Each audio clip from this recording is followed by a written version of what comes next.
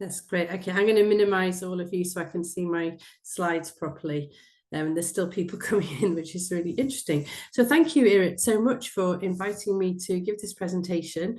It's really lovely that there is so much interest around the world in the topic of palliative rehabilitation, which to many people is still what we'd call like almost an oxymoron. You know, can you put the word palliative and the word rehabilitation in the same sentence? And it's very confusing to many people. So we're going to unpack that a little bit today. We're going to look at the role of physiotherapy within palliative rehabilitation, but mostly the angle will be rehabilitation. And as physical therapists, physiotherapists, you can work out within your setting which elements of that rehabilitation falls within your role. So my background is as a clinical physiotherapist. I worked in a hospice in Liverpool in the north of England for nearly 20 years, and prior to that in an HIV and AIDS unit before triple therapy. So when everybody with HIV and AIDS pretty much died, when it was a really challenging condition. So I've worked in palliative care probably clinically for 25 years or so before I moved to this institute that you can see on this picture here, which is the Cicely Saunders Institute in London. And I moved there to do I moved from Liverpool to London to do my PhD with Professor Matthew Maddox. I don't actually live in London. I live outside London because I don't like big cities, but there you go. So I'm trying to work out how to move on to my next slide, and I can't work it out. Here we go. So acknowledgements. I have no actual or potential conflicts of interest in relation to the presentation today, but I would like to thank my boss, Matthew Maddox, and other members of the Inspire Research Project team who have contributed to this presentation. And the images, the links to the images there, I'd like to acknowledge the people I've got images from in this presentation as well. So first of all, we're going to look at what is palliative rehabilitation, and then we're going to spend a little bit of time talking about how physiotherapists can lever resources to provide it. And we're going to look at a policy document, and we're going to look at a research study that I'm currently involved in to help, which will then are examples, if you like, of ways that we can leverage resources to provide palliative rehabilitation. So first of all, let's look a little bit at why we need palliative rehabilitation. When people think about cancer, they think about illness. They probably don't often think about disability. And this is, again, just as a rider, this presentation is going to be pretty more focused on cancer rehabilitation and palliative care than other diseases. But to be honest, the intervention that I'm going to be speaking about at the end of the presentation would be relevant in any advanced disease. We're testing it in a cancer population, so there is a leaning towards cancer in this presentation. But what I talk about today would apply to any advanced disease. But back to cancer. We know it's a main cause of illness burden. We know that cancer is associated with loss of function and disability. And more than 1 million Europeans are affected by disability related to incurable cancer. This figure, when I first heard it, astonished me. 1/3 of adults with cancer require help with personal activities, and 1/2 require help with activities like shopping and getting around, doing things that matter to people, their hobbies, their interests, their family life. And we know that disability in daily activity is closely related to unplanned admissions to hospital, and it reduces quality of life. More importantly, for me as a physiotherapist, loss of function is rated as one of the most common unmet needs. People want to live as normally as possible. Are you seeing this weird thing on my screen down here? I can't seem to get rid of it with the refresh my printers now. I hope you're not seeing that, and I apologise if you are, so I don't seem to be able to move it. So people want to live as normally as possible. And this is evidence from a lot of qualitative studies. I've just put 3 up on the slide here, but there are many. People want to be able to continue with usual routines and roles. When we're not ill, when we don't have a diagnosis of cancer, we might think that the most important thing when we're diagnosed is to be cured. And I think that probably is the top desire for most people who are diagnosed with cancer. But once they get over the shock of having cancer, very, very quickly, most people want to be able to continue with usual routines and roles. They want to feel like the person they were before. They want to be able to perform their daily activities. And when we think about symptom control, people want their symptoms controlled in order to be able to do the things that are important to them, in order to have a sense of control. They want to be able to strengthen relationships with loved ones and share time with family and friends. And they want to be able to maintain their sense of humour and their dignity. And very importantly, they don't want to be a burden to others around them. I can't see my top of my screen. There we go. So rehabilitation, given that people want to retain function, they want to be able to carry on in their daily activities, should rehabilitation be an essential service in palliative care? We were very pleased last year when the World Health Organization for the very first time passed a resolution on rehabilitation. It described rehabilitation as being an essential service in quality health systems. Palliative care is also described in universal health coverage as an essential service in quality health systems. And now we can argue that both should be integrated within primary, secondary, and tertiary health systems using a multi-professional workforce. I think the problem is that, as all of us know, palliative care isn't, rehabilitation is not well integrated into palliative care. And I think it can help to look at the historical context of how rehabilitation was developed. Rehabilitation became a specialty at the beginning of the 1900s, perhaps the end of the 1800s, the early part of the 1900s. And it began as trauma rehabilitation for people who'd been injured in wars and also in industrial accidents. And the purpose of rehabilitation in those cases was largely to get people back to the front line or back to the factory. Over the coming decades, rehabilitation developed, and we saw the development of stroke rehabilitation, neurological rehabilitation, and cardiac and pulmonary rehabilitation. And I'm such an old physio that when I first qualified in 1987, pulmonary rehabilitation was first being tested in randomized controlled trials, and the hospital that I was working in was one of the sites. And people had fairly nihilistic attitude towards it. They didn't think that people with chronic obstructive pulmonary disease would want to or benefit from participating in an exercise-based rehabilitation intervention. So that was what, 30 years plus ago, and now it's the gold standard, isn't it? We wouldn't dream of having a chronic respiratory service without having access to pulmonary rehabilitation. And the same story applies to cardiac rehabilitation. It's a really, really successful intervention. But cancer rehabilitation is a much newer kid on the block. And even cancer rehabilitation is kind of an ad hoc service across many health systems. And when it is present, it tends to be focused around helping people to recover from their primary cancer treatment. So it's often reserved for people who are on surgical curable cancer treatment pathways or people having curative chemotherapy treatments. And it's very much targeted around helping people get through their hospital inpatient-based treatment and again to get them home. And like I said, it's very largely exercise-based. Access to palliative care services has increased globally over the last 40 years, but rehabilitation within palliative care remains under-resourced and hugely variable across palliative care settings. Sorry, Iris, I'm having such a terrible time with my computer. I must be driving you all mad. No, it's okay. Just show that even though you're such a great professional, you're still human. So it makes us feel and not so confident with Zoom. Anyway, so integrating rehab into palliative care, then we've got this opportunity. Universal health coverage brings rehabilitation and palliative care together as core components on the healthcare continuum. And it's worth thinking here about the fact that we organise around differing but complementary goals for care.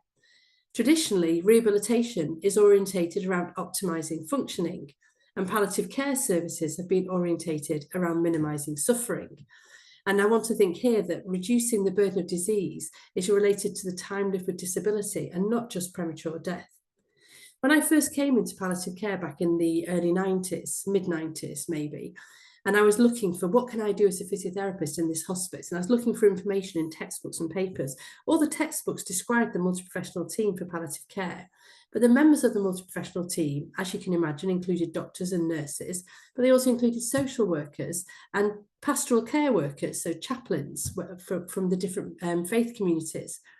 That didn't say, there was no mention of physiotherapists, no mention of occupational therapists. So that said to me that palliative care is all about helping people to die well. It wasn't saying a lot about how palliative care could help people to live well with their terminal condition. hopefully over the years, and with this universal health coverage and with the increase in focus on rehabilitation with palliative care, we can start thinking more about helping people to live while they're dying with their life-limiting illness. Rehabilitation can help to reduce the suffering that's associated with loss of functioning. And the rest of our colleagues in the palliative care team can help to reduce suffering, whether that's associated with symptoms or psychological distress or spiritual distress, in order to help them to participate in rehabilitation to optimise their functioning. So we're both really, really important in this. We're really important to the healthcare team. Here we go again. So what is palliative rehabilitation? And Irit will remember in Amsterdam, I was asked a question about this from the audience. You know, do we need the term palliative rehabilitation?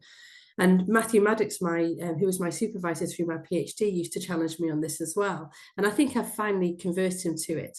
I think it's useful to have a term palliative rehabilitation because it tells us who the rehabilitation is being provided for. In the same way that we know who pulmonary rehabilitation is provided for, and we know who cardiac and stroke rehabilitation is provided for. So palliative rehabilitation is a set of interventions designed to optimise functioning and reduce disability in individuals with health conditions in interaction with their environment. That's the definition of rehabilitation. I would say that for palliative rehabilitation, it's all those things. It's that set of interventions, but the individuals are individuals who are living with an incurable condition and they are approaching end of life. And even within palliative rehabilitation, we've got these circles on the right of the screen here, which comes from Dietz. It was way back in the 1980s he wrote this.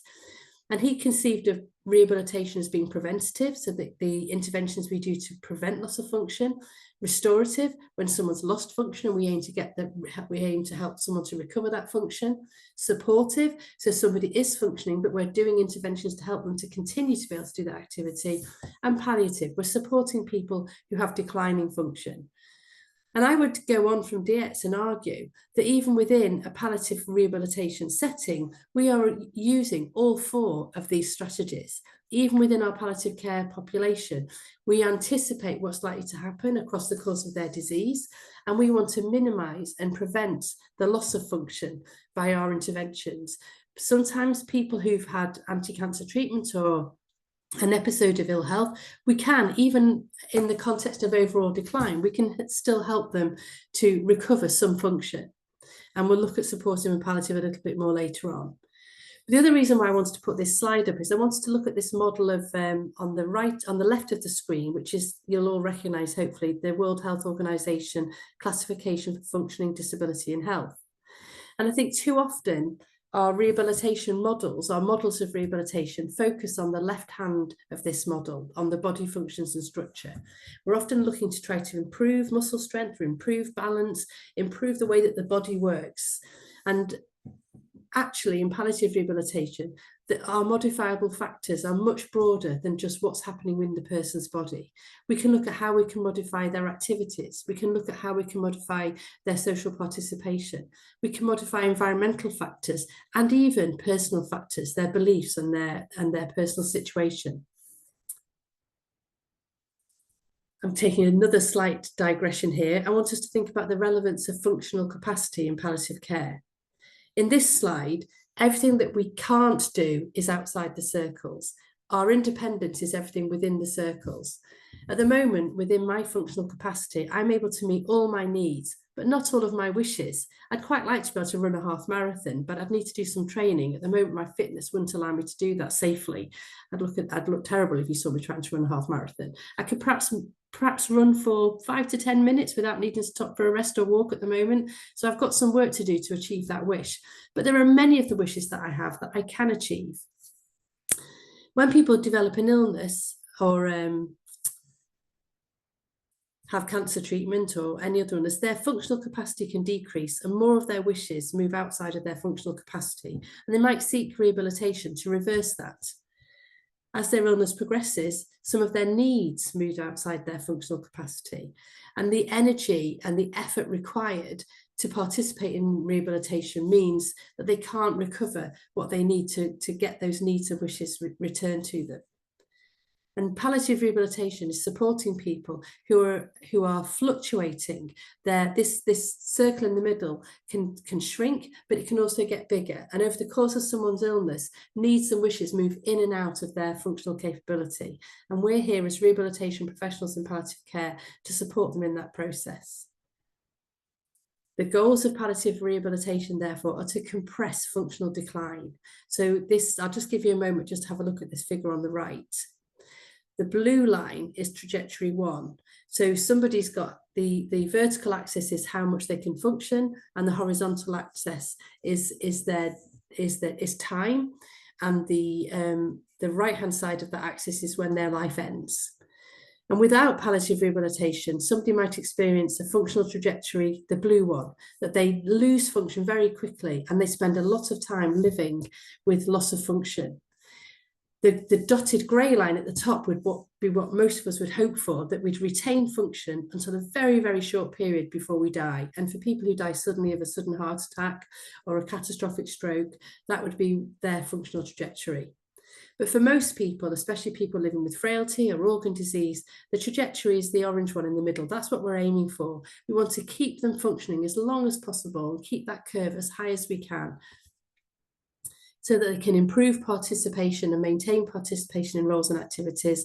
We want to minimise physical deconditioning. We want to optimise symptom burden, reduce the emotional distress that limits people being able to participate in functional activities.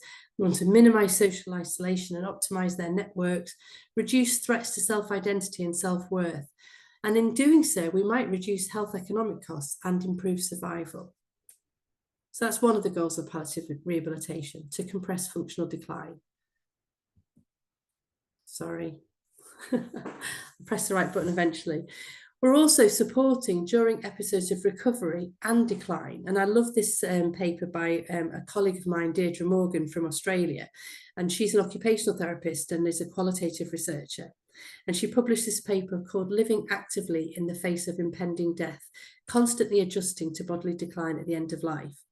People who are receiving palliative rehabilitation are inhabiting a body that is slowly disintegrating. They are experiencing disrupted function and disrupted time. We're all used to living in a temporal framework where we can anticipate a future. These people living with life-limiting illness, their time frame is completely disrupted and they have a shifting sense of self. They're contending with a deteriorating body and constantly adapting to what they're able to do. But as palliative rehabilitation practitioners, we are supposed to challenge the nihilistic attitudes that view functional decline as inevitable and ignore opportunities to optimise functioning at the end of life, because people can maintain and improve functioning even in the overall course of their disease. So how can physiotherapists lever palliative rehabilitation? How can we understand what it is and develop and expand on the rehabilitation focus for people with curable and chronic disease? And I think what I want to suggest to you is that be aware of and use policy. Wherever you're working, use policy to optimise the offer that your organisation has for people to be able to access palliative rehabilitation, but also use and engage with research. And that's what we're going to move on to next. The World Health Organization last year also published a policy brief on integrating rehabilitation into palliative care services. And Matthew Maddox, my boss, and I were asked to convene this policy document, and we worked with, I want to acknowledge our co-authors, the members of staff from the World Health Organization European Office. And we also in the policy brief have case studies from Italy, from London, from Denmark, and from Holland.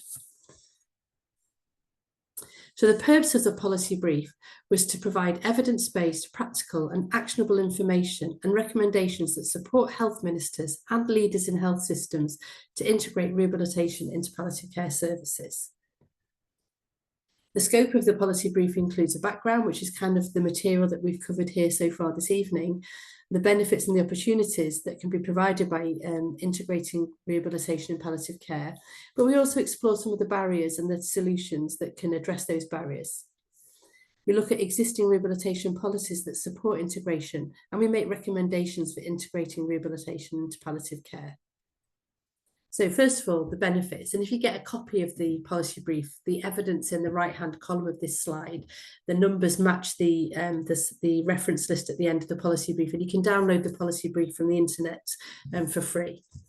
So we do have evidence that palliative rehabilitation interventions can reduce the distress that's related to fatigue, breathlessness, and pain. Many of you will have seen the evidence for holistic breathlessness management services. And it's interesting to me because I was working in palliative care when those breathlessness management services were being tested in research. And it interested me that they called it a non-pharmacological intervention for, and in fact, they called it a non-pharmacological nursing intervention for breathlessness. That was back in 1996. And I was around at the time in the hospice that I worked in. We considered participating in that study, but we'd only just opened and our consultants felt that we weren't ready to participate in a trial. I wish we had. But we did meet the trial team and we looked at the material that they were using in the trial and the assessment document that they were using. And they basically were using techniques from physiotherapy and occupational therapy, and they put it together and called it a nursing intervention. And those of us who were working in physio and OT at the time were not that impressed, and we challenged them quite a lot. But what was interesting was that over the following years, this breathlessness intervention that they described, that they were expecting specialist nurses to deliver, they really struggled to get it implemented into practice. And that was because specialist nurses weren't trained in the core skills of the intervention. They lacked confidence in delivering the intervention, even when they were trained. And they didn't really have time to deliver it. It wasn't really a part of their core role. They had many other things to deliver as specialist nurses within their role. And then spending time delivering this breathlessness intervention didn't really fit. So over the coming decades now, we can say, the intervention was developed and it became a multi-professional intervention, which is actually what it should be. And it's effective when it's delivered by a multi-professional team. And those of you in the audience today who are physiotherapists will recognise within that holistic breathlessness intervention that you can read about when you read the papers here that are cited on the slide, you'll recognise your own role and your own core skills in supporting people to manage breathlessness, and the same with fatigue and pain. We also have evidence for palliative rehabilitation to support people to manage the impact of symptoms on daily activities and roles. And the bread and butter work of physio that you will have learned as an undergraduate and you'll have practiced when you were a newly qualified physiotherapist, helping people to reorientate how they manage their daily activities. It's very difficult to explain to other members of our team exactly what we do when we're helping people to problem solve activities. But we do have evidence that that is helpful for people who are living with advanced disease. And then there's the core stuff that everybody knows about, that we help people to improve and maintain physical fitness. This would be the exercise-based element of our rehabilitation. But it's not just exercise. Sometimes it's supporting people to maintain and do their physical activities better, to help them to have the confidence to perform their physical activities, to help them to have confidence that their body can work during those physical activities, that it's not going to break or snap or burst.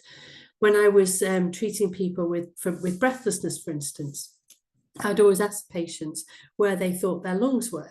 And it's amazing how many of the general public don't have any idea of where their lungs were. And I'd ask them to show me in their body, and people would put their hands over the top of their chest. Or I'd ask people to tell me how big they think their lungs were and use their hands to show me the size of their lungs. And how many patients thought that their lungs were quite small, maybe the size of an orange or a grapefruit. And the story I told at Amsterdam that Irit will remember is that I had one chap who was able to drive himself to the hospice. He had a good performance status of 1, but he was really frightened by his breathlessness. And he thought that when he got breathless that he might die during an attack of breathlessness. And even worse than that, his wife also thought that he might die during an attack of breathlessness. And she was stopping him from doing any activities that brought his breathlessness on. So I asked him, where do you think your lungs are? And he told me that he thought his lungs were 2 tubes, actually. He knew he had 2, that was a star, 2 tubes that were in his chest. And off the tube were pipes. And I asked him, what's at the end of the pipes? Thinking he'd say the air sacs. And he told me that at the end of the pipes were his heart, his liver, his kidneys. And so he's a bloke, sorry blokes in the audience, but he had a very literal sense of, and a very mechanical sense of how his lungs worked. He knew he had solid tumours in these pipes. And when he got breathless, he thought it'd be like a blocked exhaust, and that the air would just not get through to his organs and he would just drop dead. So the intervention for him was helping him to understand where his lungs were in his body, to give him a physical sense of feeling the air going in and out, explaining to him that being breathless didn't mean he didn't have enough oxygen, and it's helping him to understand in language that was comprehensible to him, the oxygen cascade. So he was less frightened of his breathlessness. And that was we absolutely had to address that before we could start looking at strategies to relieve the breathlessness, to minimize the onset of breathlessness, and to help him to manage episodes of breathlessness when they came on. That to me is pure rehabilitation. All those domains that we saw on the slide before from the World Health Organization, ICF, looking at activities, participation, body functions, beliefs, the environment, all of those things come into the model of managing, the holistic model of managing breathlessness. And that's just one symptom where we have evidence that we can benefit.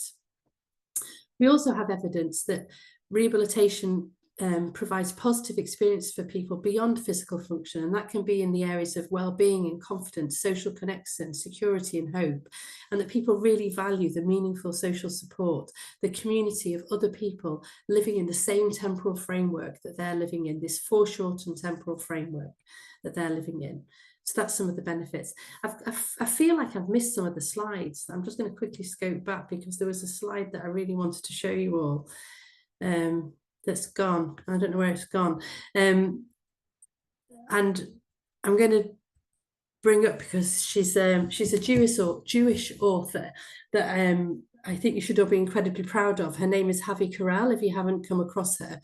And she wrote a book called Illness, The Cry of the Flesh. And she was actually diagnosed while she was in Israel visiting family. She's based in the UK. And she was diagnosed with a terminal respiratory condition. It's not a cancer condition. It's called, the shortened name is LAMS, and it's a life-limiting respiratory condition. She's actually still alive, and I've met her. But she describes how when she's diagnosed with her terminal respiratory condition, everybody just wants to know how her body is. They want to know how her illness is, and they don't want to know how her life has changed as a result of her illness. And she describes how what she wants is people to help her to create, this is the phrase she uses, to creatively reconfigure the ability to be. And she describes how all through our lives we're doing this, from being a baby to a toddler, from a toddler to a child, to going to school and learning how to be a school child, to learning how to be a student, to learning how to be a worker in the world of work, to learning how to be a spouse and a parent ourselves. We're constantly reconfiguring the ability to be. And when we're learning to live with chronic illness, we are reconfiguring the ability to be. And our role as rehabilitation professionals is to identify the modifiable factors in that person's life, in their physical body, in their environment, in their beliefs and their values, in their social support network, to help them to optimize their functioning. So I don't know where the slide's gone, but I would thoroughly recommend it. Maybe it'll come on later. Maybe they're not in the order I was expecting them to be, but I can always put the name of the author and the book in the chat later. But I would commend you all to read that book to get an understanding of the values that underpin palliative rehabilitation. We know we've also got evidence that intervention effectiveness is increased if we use goal setting to personalise and tailor interventions. We also know that involving family members and carers in the intervention with the patient increases effectiveness. We know that in paying attention to our communication, having that kind of psychologically informed approach to delivering rehabilitation and palliative care makes a big difference. And also strong interprofessional team working, sharing skills, tasks and evaluation of person-centred outcomes across our professions. And an element of the skill communication that I want to just spend a little bit more time dwelling on is that as physiotherapists, I don't know what your undergraduate curriculum was like, but when I was trained back in the 80s, it was a very didactic profession. We were fixers. We helped patients to learn things that they took on, and then that would help them to improve. And one of the hardest things for me to learn when I first started working in the hospice, and I was only 29, I was a young mum when I started working in the hospice, was to not be afraid of working with people who knew that they were dying. And I was given this beautiful image, which has sustained me through many, many years. And it was this idea that when we're living in the city. And the woman who shared this image with me shared an image of a medieval city surrounded by walls. And outside the walls, there was a clearing. And beyond the clearing was a forest. And there's a medieval city in France called Carcassonne, which if you look up images of, you'll see this image. And she said, our role is when people are living with a life-limiting illness, they carry on trying to live in the city. But because of their illness, they end up being in the clearing outside the city, facing the forest, which is their their future death, and they're looking at the forest, and maybe they're afraid, and so they turn around and they try to come back into the city. But the further they go with their illness, the harder it is to stay in the city. So they spend more and more time in the clearing, and they're getting close to the forest. Our job as rehabilitation professionals in palliative care is to go into the clearing with them and to not be afraid, to be able to look at the forest, to look at what's coming and not be afraid, and support them to anticipate what's coming next and not be afraid. And also it's to go back into the city with them and to help them to be in the city. And that's not denying what's coming. That, you know how you hear that phrase where they're in denial, they don't realise they're dying. It's absolutely okay to support people to carry on doing the things that are important to them, even as they become more difficult. And then again, to be out in the liminal space, the liminality with them, and not be afraid. And having that confidence in ourselves, to be around people who are living with terminal illness, gives us the confidence to be present with them when they're living, approaching the forest. Barriers and potential solutions then. These can include resources. We can have a limited healthcare resource and expertise. If we have undergraduate physiotherapists who are not trained to support people who are living with life-limiting illness, who are not confident to manage conversations with people who are approaching end of life, that means we have a limited resource. And the way that we address that barrier is to include palliative rehabilitation in policy and guidelines. And it's to design and organise palliative care and rehabilitation services so that people are screened for rehabilitation need. If we, one of the other things which I think it acts as a barrier to rehabilitation being included in palliative care services is that palliative care services can have a very strong focus on advanced care planning and symptoms, and they don't necessarily measure changes in functioning over time. If in our health services we are measuring functioning over time, and there are many measures that we can use to track functioning over time, and we can talk about that later if people want some specific ideas on that, then we can demonstrate that our services actually delay deterioration in functioning over time, and that actually benefits people's quality of life. We can also make sure that we can offer rehabilitation services across settings where patients find themselves, whether it's in an inpatient setting, whether it's in ambulatory care settings, or whether it's the person's home. And our rehabilitation interventions need to be flexible and tailored, and they need to lead to immediate benefits because people are tired. They have multiple competing priorities when they're living with life-limiting illness, and our interventions need to be able to lead to immediate benefits. People may not have the time or the willingness to participate in exercise interventions, for instance, where the benefit may not be seen for some weeks and months. There will be people receiving palliative rehabilitation who will benefit from those exercise interventions, so they should be available. But we also need to have interventions available for people who don't have the time to benefit from muscle strengthening. And our rehabilitation needs to extend beyond single diseases, so not just cancer rehabilitation or not just cardiac rehabilitation, but towards function limiting symptoms. So many of our patients now have multiple comorbidities. They might have a cancer diagnosis, but that might not be the most limiting morbidity that they have. Their COPD might be causing them more functional limitation than their cancer. We also have barriers and solutions for our patients themselves. Some patients believe that their medical treatments will reverse functional decline. They believe that rehabilitation might be burdensome or ineffective. And if they're thinking about restorative rehabilitation interventions, I could understand that. If you've had experience of very intense exercise-based rehabilitation, and now you're living with a very symptom-burdened cancer diagnosis, you might, when somebody offers you rehabilitation, think, no, why would I want that? Why would I want to go and exercise in a gym twice a week? I need to spend time with my family and putting my affairs in order. There are things I want to try. I want to get my garden sorted. I want to organise my photographs. Why on earth would I want to go to a gym twice a week? So it's really important to us that we communicate what rehabilitation services can include to address that barrier. And people have busy lives when they're living with advanced illness. They have many appointments, and patients have told us they don't want to be burdened with more appointments. And for some people, rehabilitation isn't culturally appropriate towards the end of life. So we need lay summaries to improve public understanding of what palliative rehabilitation can involve, that it's about helping them to achieve what matters to them, and that we can negotiate our interventions and negotiate the targets of our interventions to what matters to them and their family.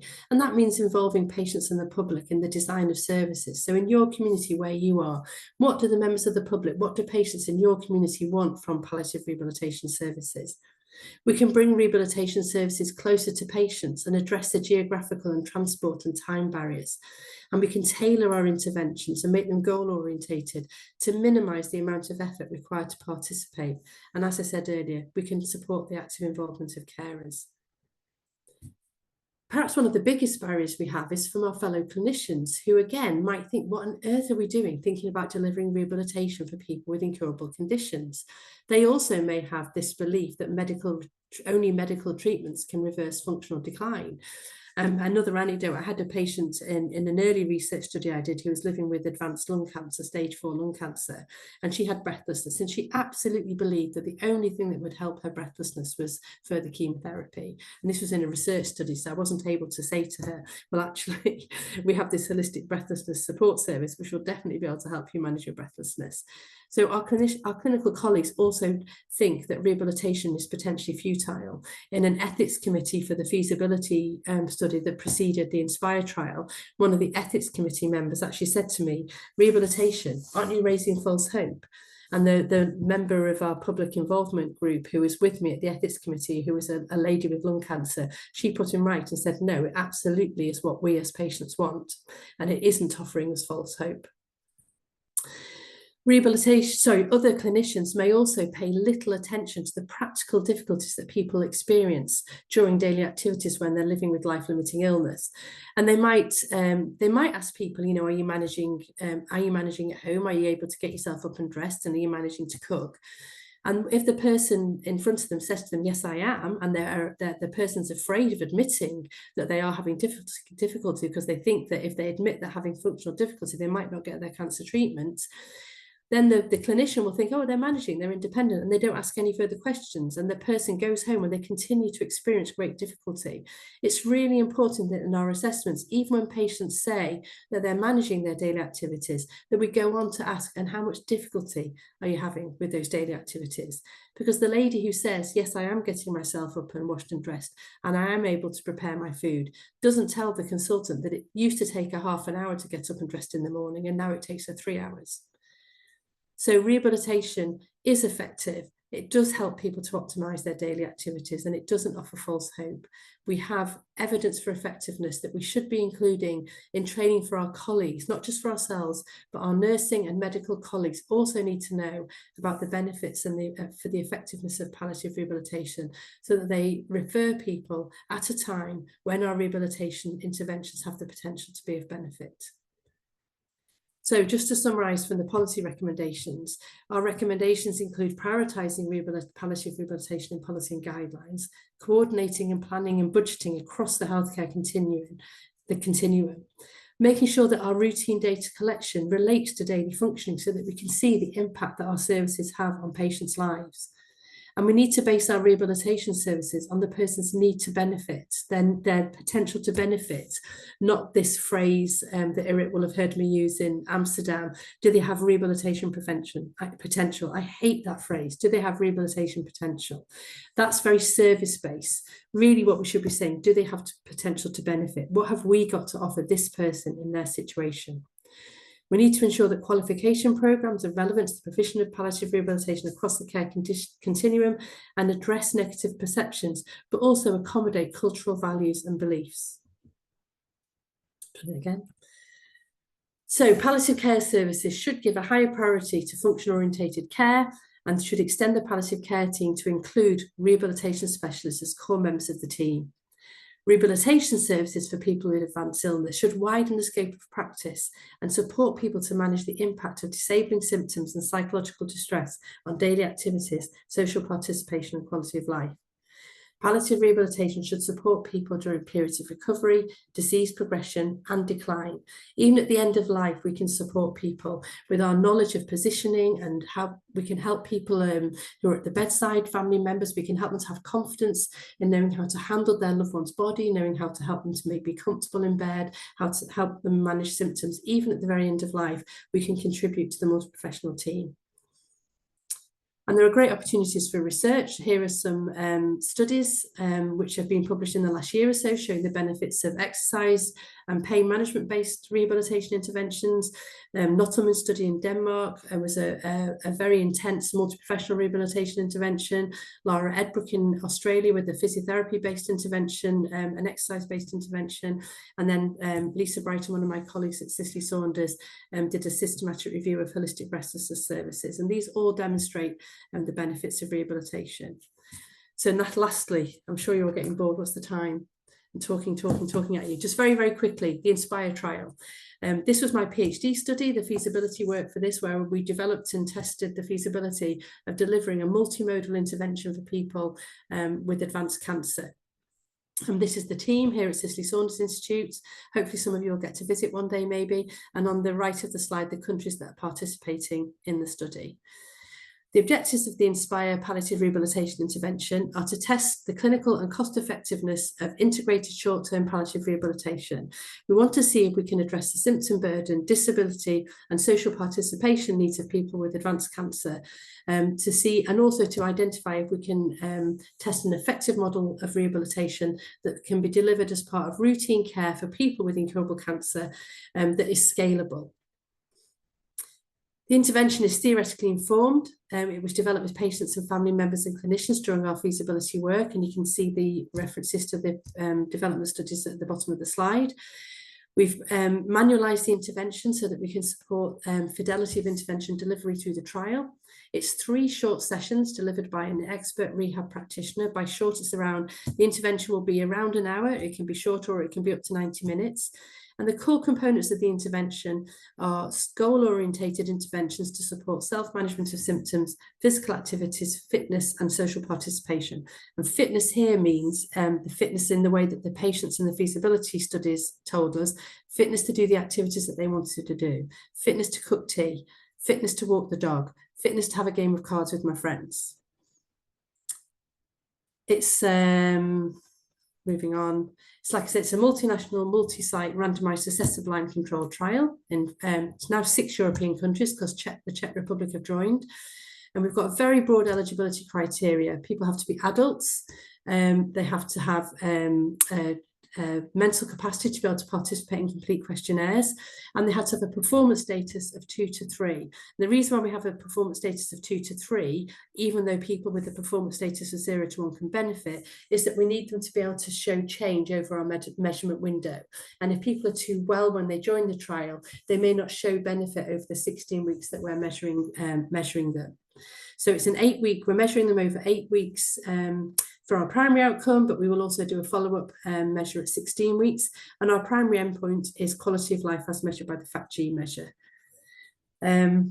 I won't stay long on this trial because it's a bit boring, but we're also doing embedded studies looking at equity and inclusivity and processes and evaluation.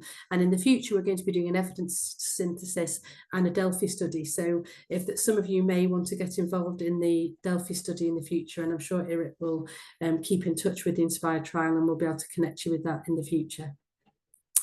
We have a website that you can follow our progress on. We are open to recruitment now, and unfortunately, even though the study was conceived in the UK, we haven't yet recruited. We're hopefully going to recruit our first participant tomorrow, but the sites in Italy and France are recruiting well, and I think we've got between 10 and 20 patients recruited already. But you can read about the study in more detail and follow the news and see other information on the website. And that's the end of my talk. Thank you all very much for listening. I will stop sharing. I hope you're all still awake. I think that everyone is still awake. I know that for me, it was brilliant to hear this lecture again. And again, I want to thank you so much for giving us this presentation. I think it was very important for us to hear even though, like for me, it's my main, it's the main thing I do as a physical therapist, and still it's very important to hear these things again, and to hear about the new stuff that is going around, especially the new studies and the policy paper that you were talking about. And I think there are a couple of very important people here that it's very good that they hear this because maybe they can do something about it. So I think that we're opening now the floor for questions. If anyone has any questions for Joe. יש למישהו שאלות, אפשר גם לכתוב בעברית או לשאול בעברית ואני אתרגם מה שתרצו.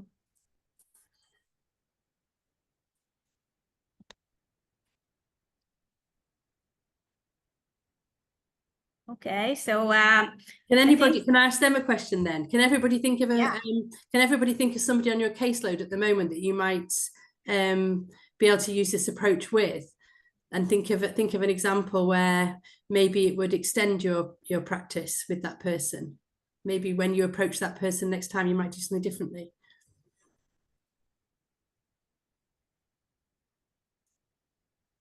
Everyone's thinking. I'll translate the question. Yeah, please. Hi. Okay, thank you so much for the talk. I really appreciate your insights. I'm just curious in terms of like when you were thinking of how to really call this type of discipline, whether or not there was any objection to the word of rehabilitation as opposed to maximization or some sort of I guess you know, when people say you're giving a false sense of hope, like I could understand that a little bit when using the word rehabilitation, because rehabilitation almost assumes that you're, you know, bringing them to recovery almost. I was just wondering if that was a consideration at all. Oh my gosh, Alyssa, you've got no idea how many conversations we've had about this. It's been a huge consideration. and you know, we've thought of all kinds of terms, but they don't really stick. You know, we've got enablement and intermediate care and all these different things, but none of them really fit. And I think I want to just challenge the narrow definition of rehabilitation that is the restorative model. It's never just been a restorative model. It's always been about optimizing functioning. You know, right. Optimization. Yeah, when people have had a stroke, like a patient in a previous study, in a qualitative study, when I was exploring how patients perceive the term rehabilitation, and I asked a lady, I asked all the patients in this qualitative study, what's the first word that came into their mind when I said the word rehabilitation? And one of them said Amy Winehouse, which I thought was really funny because they were thinking of drug rehab.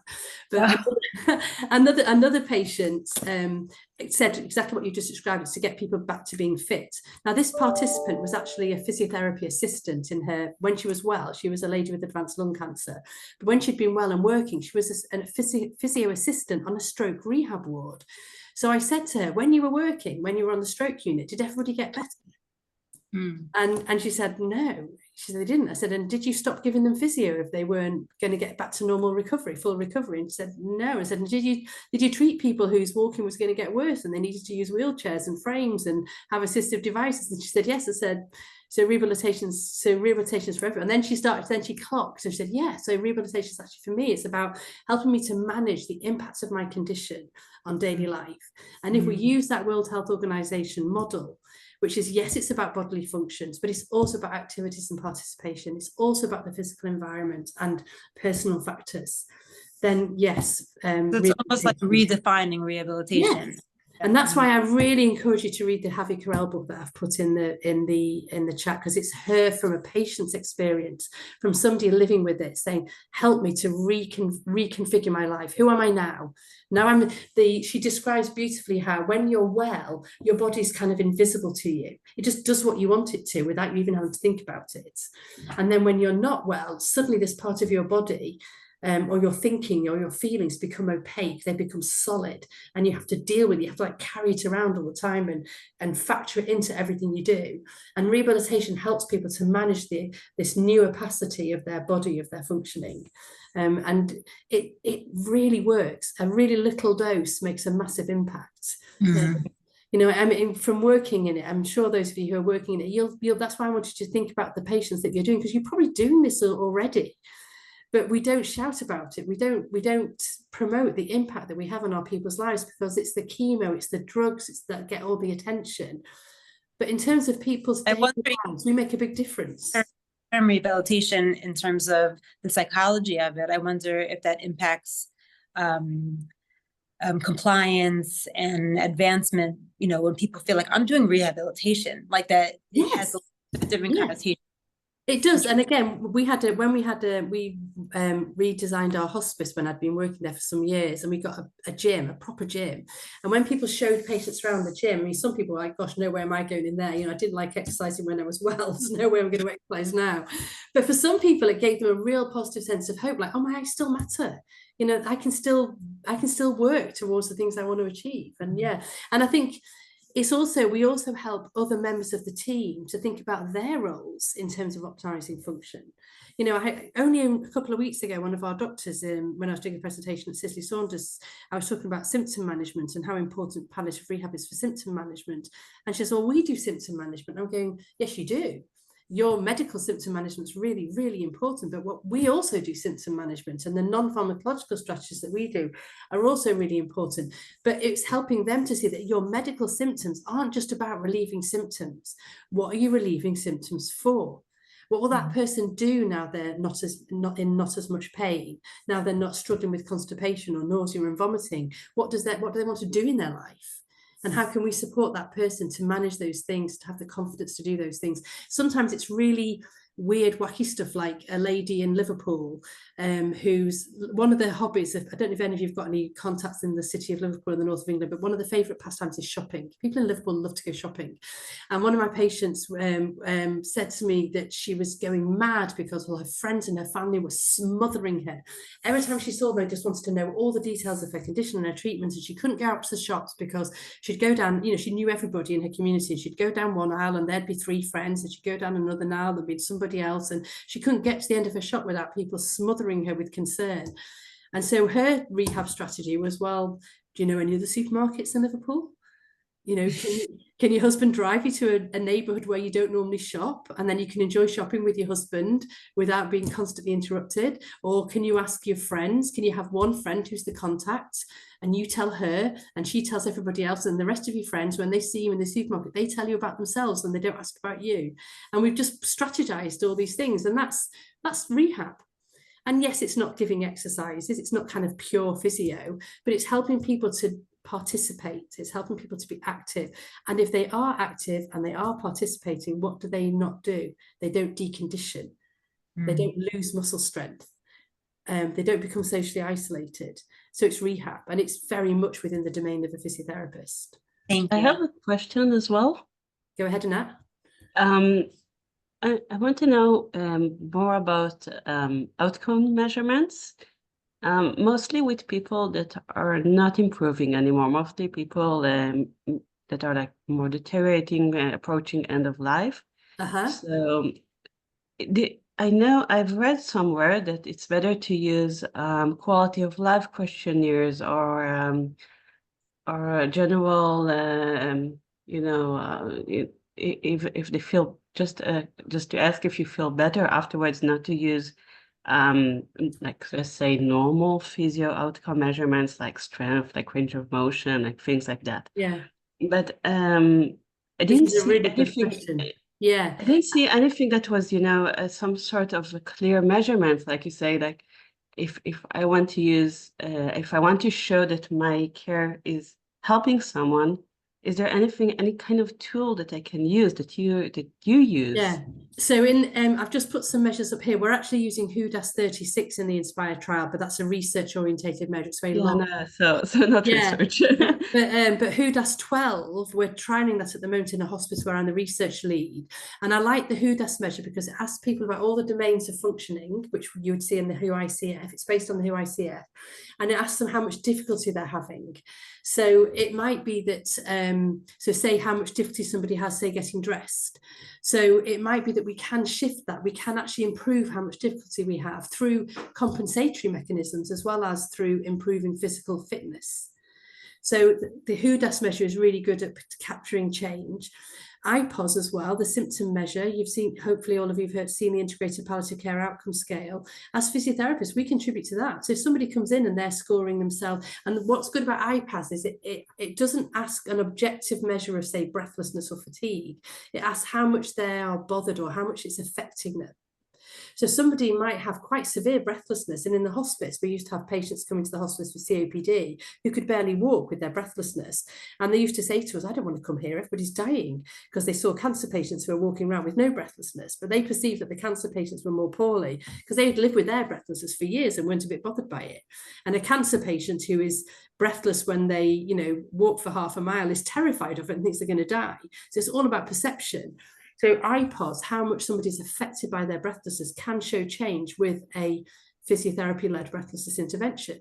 They might be... This is actually something you use during treatments. You can use it during, but you should be using these measures as a whole team, because you're contributing to the impact of the team. If you're working in private practice, then yes, you could use them in private practice. But you would be wanting to use a measure which captures change in a modifiable target that you are hoping to change with your treatment. So if you were working single-handed practice, then with IPOS, you might want to pick some of the questions, because IPOS can be evaluated, each item can be evaluated independently. That's how it's designed. So you could choose some of the items from the IPOS measure that you were hoping to target with your intervention and see how much you affect change. So breathlessness, fatigue, mobility, practical issues. I can't remember what the others are now, but nutrition, for instance. So you might be able to address those. PUDAS is very good. Views on care is another nice one, and you can find these on the Cicely Saunders on the Palliative Care Outcome Scale website. I can always pass these to Irat later. Irat, if you ask me, I can email them to you later. But the views on care is a really nice measure because it's a visual analog scale, and it asks people about how much difference your intervention has made to them. So it's cool. Yes, it's a very cool one. So even where we're not able to reverse someone's condition, have we had an impact on how they're managing on their quality of life? And then also just straightforward visual analog scales or numerical rating scales. Consider the anchors. Say you were looking at somebody, you've got somebody who's trying to get upstairs to go to bed, and they're breathless, and you're trying to manage their breathlessness so they can still go upstairs. You're not going to get rid of their breathlessness.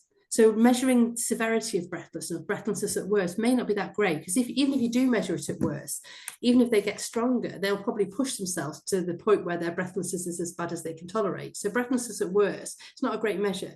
But if you measure how distressed they are by their breathlessness, or how confident they feel to walk upstairs, you can show a change, even though their physical condition hasn't changed, because you're measuring the impact of their condition and you're measuring their function. So in the Inspire study, we're using goal attainment, and we're looking at how well people have managed to attain a goal, whether they managed to partially or fully achieve a goal. And we are measuring how well they've achieved that goal, often by using something like numerical rating scales. You know, they want to be able to get upstairs more confidently so they can sleep in their own bed. How will we know whether they have? Well, we'll look at how confident they are to manage the stairs. You can also just use straight observation, like if somebody's got a goal that they want to be able to say they live around the corner from their mother or their daughter, and usually they all have a family meal together on a Sunday, and everybody has to come to their house. Or for you guys, it'd be on the Sabbath. You know, they want to share the Sabbath together, but they're not well enough to go around to the house of the family that normally hosts the Sabbath. So their goal is to get to Sabbath. And you plan, well, what do we need to achieve to get you to Sabbath? Well, we need to help you feel more confident managing your breathlessness. We need to look at how you get in and out of your home. Do you need a walking aid? They might say, oh, I'm not unsteady on my feet, I don't need a walking aid. Yeah, but you're breathless and you're tired. If you use a walking aid, it means you can get to the car. It means you can get in and out of the car and you can get to Sabbath. And so we can use things like that. A goal can be an outcome measure. They achieve their goal. A little story, which is an emotional one, which gets me every time. A woman was admitted to a palliative care unit in Scotland, where one of my colleagues was doing a goal-related PhD. And they called it goal action planning in palliative care. And they trained all the clinicians on the palliative care unit to ask patients what their goals were. And it was Scottish. So they talked about in the next wee while. In the next wee while means in the next short while. It doesn't translate great to English, it might translate great to Hebrew, but in the next wee while is beautiful. And this young woman came in who was very close to death. And the nurse who was admitting her remembered to ask the question, what's important to you in the next wee while? And the woman said, I want to have a bath. I want to have a bath, and I want my mum to wash my hair in the bath. I want to spend some time with my mum. So, you know, I want to look like me when I die. I mean, goodness gracious me, what a goal. And the nurse was thinking, oh my goodness, how on earth am I going to get this woman in the bath? She might die during the transfer. She might die in the bath. She looks so frail. But she didn't. She said, okay, so she followed the process. What do we need to achieve this goal? What are the risks? Because sometimes in planning the goal, patients, they actually know that sounds too hard, and they reset the goal to something else. But this patient, no, they pursued it, and they worked out how they were going to get her in the bath. They got her in the bath. They closed the bathroom door, and the lady's mum was able to wash her hair. They got her out of the bath into a chair. She dried her hair. It still makes me feel choked up when I tell the story. And because she was in a wheelchair and out of bed, they said, let's go and spend some time in the garden. And they went into the garden, and they had some time together in the garden, together alone, as mother and daughter. And then they came back to bed, and then maybe 48, 72 hours later, she died. But what a massive difference it made to that last period of that young woman's life, and to her mother, who was now grieving her daughter, and to the staff, the satisfaction of what they'd been able to do for that woman in her last hours of life. So goal setting is a really, really important measure. Have we helped the person to achieve the thing that was important to them? And even if they only partially achieved it, working towards it was probably important in terms of helping them to maintain their identity. But there's a few lists of measures there. I'll put goal attainment as well. And goal attainment, the language of goals is so like quantitative, isn't it? But think about goal attainment in terms of what matters to me. And I'll write it in Scottish for you because it's so beautiful in the Scottish. Thank you. Danielle, you wrote that you have a question. I don't know if it's a question, but so I think after having working I work in the acute setting on the hospital ward, and I have had a lot of students in the past, 10 years come through. And I think a lot of it is they come into the setting, especially the acute setting, with everybody's going to get better. And even the junior staff always come in thinking everybody's going to get better.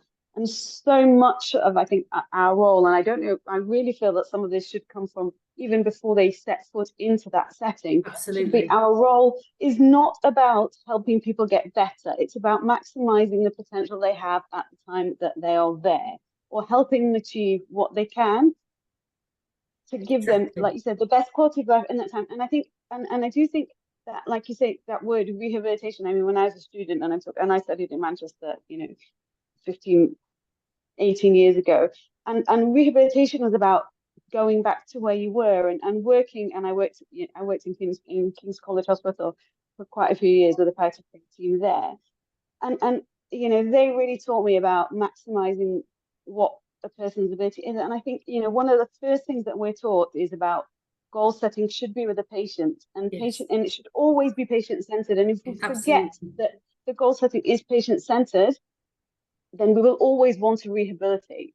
Yes. And so because it's about us and it's not about them. And the minute we switch our thinking to what we should do should be what the patient wants, or what we should try and achieve is what functionally that patient wants to achieve, then we might, then probably we won't think of rehabilitation as we need to get them back to where they were before. Absolutely. In the same sense.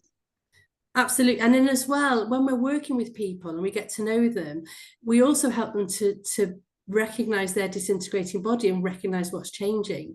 And one I haven't really talked about in this presentation, but a key role in palliative rehabilitation is helping people to anticipate the future. We hear our nursing and medical colleagues talking about advanced care planning, which is around, what do you want at end of life and where do you want to be cared for? But we're often involved in very acute advanced care planning way earlier than that. When people are no longer able to get up the stairs and have to have a bed moved downstairs, or when they're letting go of being able to walk independently and accepting the use of a walking aid, which changes their identity and makes them feel like an old person. And we're helping people to anticipate the future. We're thinking of, a good palliative rehab professional will talk with their patients and say, have you thought about what might happen if your illness gets worse? And, what would be important to you, and how can we plan for that? It's very, you'll have all experienced, I know for sure, the resistance of patients to accept walking aids. it's so hard. Even an 8-year-old will say, no, they're for old people. I don't want a stick or I don't want a frame. But kind of having that expertise to bring it in early. Why don't you, you don't need it for your balance, you're fine on your feet, but when you're tired, it could be really useful and it could help you get to places you might not be able to get to without it. Why don't you just keep it in the back of the car? And then it's there if you need it. You know, just kind of anticipating, dropping things in when they're acceptable. And then the meaning of that thing can change as their condition changes. But yeah, it is helping people to anticipate deterioration is another expertise and another area where our communication skills have to be really developed and we need to really work on. But I like what you said about him being in your undergraduate. We really have to get into undergraduates and help them to see the full breadth of rehabilitation. It's not just about restoration, because in reality it's not. Every physiotherapist will go into a stroke ward or into a severe, ventilation unit for people with chronic respiratory disease. They'll be helping people manage nasal ventilation at home. Those patients are not going to recover. And yet we still consider that physiotherapists are practicing rehabilitation in that setting.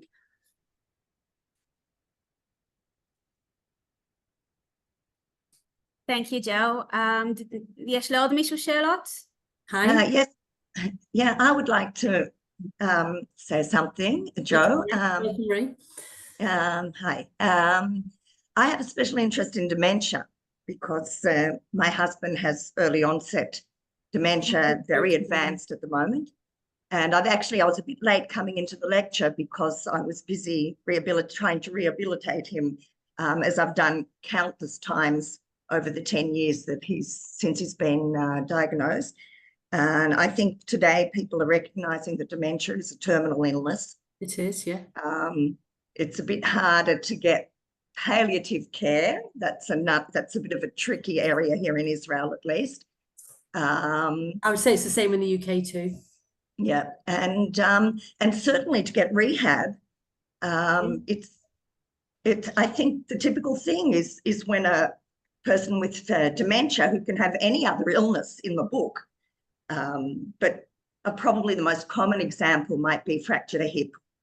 And so they stick with this terminal illness and then they have an acute condition on top of that. But it goes back to what you said about the rehab potential. They don't have rehab potential because they're not cooperating.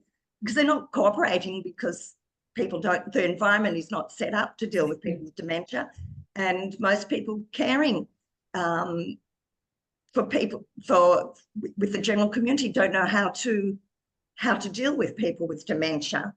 So I think that absolutely does fit into what you're saying, but it needs a whole different emphasis. It completely does. And I think we have to, and that's why I said this presentation leans towards cancer. And it does need to be adapted for people in different populations for sure. And I totally agree with you that people with dementia get a completely short straw when it comes to rehabilitation. And I think that's when we're looking at the model and when we're looking at underpinning theory, often rehabilitation interventions are delivered at the level of the individual. It's me, the rehab practitioner, with a patient who can participate and negotiate with me, and we negotiate goals together. And when we're delivering rehabilitation interventions to address our modifiable targets, when somebody hasn't got that level of communication, when they can't participate in the same way in the goal setting, we have to listen to different cues. Then our rehabilitation interventions need to be structured differently. And that's when we're looking more around our environment and interventions. I don't know if you've come across like the Namaste intervention. So it's a whole team approach to supporting that person to be comfortable and functioning, so that symptom control, having really, really good attention to symptom control, so that what might appear to be uncooperative behaviours, which may be unaddressed symptoms, are properly assessed and managed. The carers are hugely involved because they're the ones that know their loved one the best and can recognise change and can understand what change in facial expressions and tone mean and what that might signify for this person. And rehabilitation, when somebody's got early dementia, about planning with the whole family about how can we manage as things change. So absolutely it needs a different model, but the principles apply. The approach is still the same, but the execution is different. We've got a couple of studies going on at King's at the moment, a project called the Embed Care Project, and one of my colleagues who's got an outcome measure which is based on IPOS, called IPOS-DEM, I don't know if you've come across that. And it's a lovely, it's basically to use in settings to help families work with clinicians to get a good holistic assessment of what's happening to the person, so that things can be identified and addressed. And then people are more able to participate in activities which might be rehabilitative in nature, whether it's singing, dancing, you know, cooking, preparing food, sewing, knitting, crocheting, you know, the things that people can still do, sanding wood, you know, approaching the whole sensorium of the person, and not just limiting ourselves to typical medical model approaches, but to think about the person in that whole sensorium and finding different ways to access them, and attend to them emotionally and psychologically, and not just in our traditional objective ways. Again, going back to Javi Carell, being creative. Yeah, absolutely. Not thinking we've got all the solutions, but here I am, I'm a rehab professional, I've got these skills, here's my colleagues, here's my dementia experts, and here are you, the family. Let's all work together and creatively problem solve here. Can I give you a little example? I just had Please do. Yeah. With my husband, he's in a long-term dementia care ward, and everybody sits on these chairs, and he can't sit on a chair. His head's in his lap if he's sitting on a chair. And so most of the time he's in bed, restrained in bed. And when I suggested to the staff that I bring in an armchair so that he can sit in the armchair, and with his, you know, Reclined, yeah. that it's not only reclined, it's tilted back, then his head won't be dropping in his lap. And that connects. And so, you know, they didn't want to allow me to do it. And then they eventually did agree, and I brought in the armchair. And so now he can sit. And the difference that it made, that my family are prepared to visit him, because nobody could bear sitting there looking at him with his head down. Yeah. And now he looks like a normal person. You returned his dignity to him. His dignity. Absolutely. And when anything else is gone, and I think it's true probably of all terminal patients, when people with terminal diseases, that when everything else is gone, then the importance of dignity is there. And I think that connects with your story about the young woman with her having her bath. And I mean, that's who she is, and that's what she wanted. And I think sometimes appearances do count as well, because they do. What people see affects how they relate. Absolutely. Yeah, dignity and agency, I think, are the last two things to go. I think when people have lost agency from their mental competencies, they can still have dignity. And when people have lost physical ability, they can still have agency. People can still sit in the kitchen and tell somebody what to prepare for the meal, even if they can't prepare it themselves. Yes. You know, so thank you for what you're doing. Thank you for telling us that. It's really important to extend palliative rehab into all the settings where people find themselves, and to modify it and adapt it. That's why I said, you know, take this approach and adapt it to your setting and your needs. And we know we're just developing this. You know, Inspire is just one model. I hope that it will inspire many more models and more research, because, you know, we're just 3 short contacts. It may not be sufficient. It may not be enough of an impact. It also, Inspire relies on us being able to signpost onto other services that can continue the interventions, whether they be in the community or the person's family, or in other health services. And, you know, we've got in the UK, where we're recruiting, there'll be hospices where we can signpost people onto with rehab teams, but not in other countries, not in every place in the UK.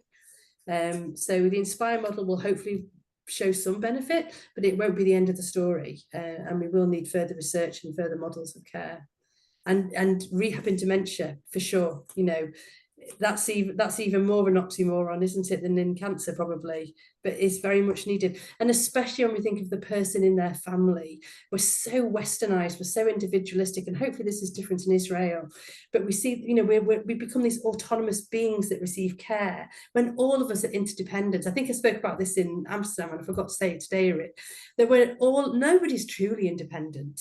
We're all interdependent. I'm entirely interdependent on my family and can't function if I'm not if I don't have their support. But the interdependencies shift as we move through life, don't they? And part of rehab is helping us to negotiate those interdependencies and to learn how to receive care. You know, as we approach end of life, we have to learn how to receive care, and that's part of rehab too. So letting go, letting people stop trying to stand up, say, sit down, John, now it's time to be a sitting down person. What can you do sitting down? I think you summarized it beautifully. Thank you. And thanks for your time, guys. Thank you for your interest. It's lovely to hear of interest. And please do follow us on the website. And I don't do any social media. I don't do Twitter or Facebook. I hate them all. I think they're all a force for bad in the world. But I am on LinkedIn professionally because I was told to be by the Inspire team. So you can follow us and we'd love to keep in touch. If anyone has any other questions, Law? Okay, so I think we can call it a night. Thank you, Jo, so much for this lecture, for your time, and for being so generous with us. No worries. Really appreciate it. I want to also thank the Israeli Physical Therapy Society for allowing us to have the special interest group for palliative care. And to all of you guys who came here tonight and joined us, listened, asked questions, and hopefully keep on spreading the message about palliative rehabilitation and how beautiful it is and how much help we can give other people with it, and also to ourselves. Cool. So have a good night. Thank you very much. Toda rabba. Thank you, and take care, you guys. Peace and love. Thank you. Hopefully peace will be here soon. Take care now. Thank you very much. Bye-bye.